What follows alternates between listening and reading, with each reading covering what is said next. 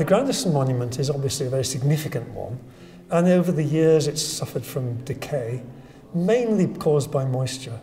These things, of course, there are no damp-proof membranes underneath either the building or anything in it. So you get ground moisture coming up from the floor, you get penetrating moisture coming from the walls, and this monument is an integral part of the wall.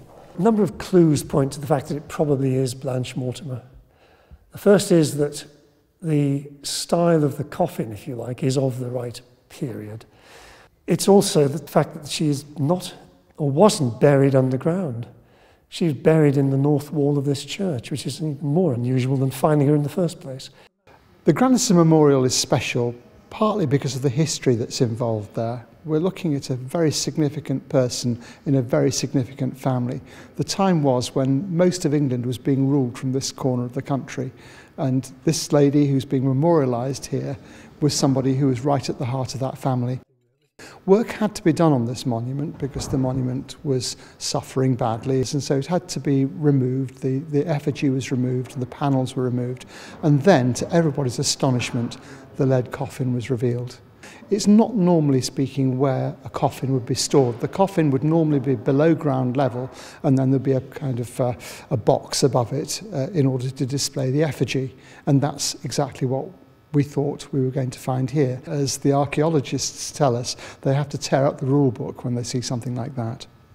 I don't think we've ever come upon one that has been mounted inside the monument tomb chest, which is where, of course, everybody asks me where they may be. And I've always been able to say in the past, no, they're under the floor somewhere else in the building. But now, having found this one in Much Markle, I have to change my mind and come up with a different answer for people in future. Because the effigy lies right above this burial chamber, if you like, we've had to reinforce the stonework underneath. So we've put in some stainless steel props and supports to make sure that the stones stay where they are, and there's perfectly good support for the effigy when she goes in. However, there is very little room, and it does mean that we've probably impinged a little bit on the space that this lead coffin had. It may only be a few millimetres, but it may be enough to cause us problems.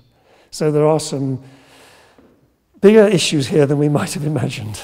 This is an extremely sophisticated, extremely expensive monument. Bearing in mind it's not only the masonry we're dealing with, it's the paint on the masonry as well. There is something about it that suggests wealth and power, and something also suggests it's not from this area. The craftsman of that monument is probably brought in from somewhere else. Blanche has been almost totally cleaned, more so than the rest of the monument.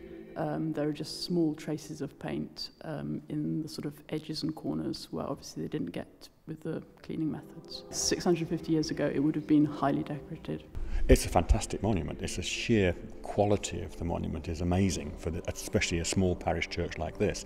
It is a remarkable monument. It's one of the best I know of in this area.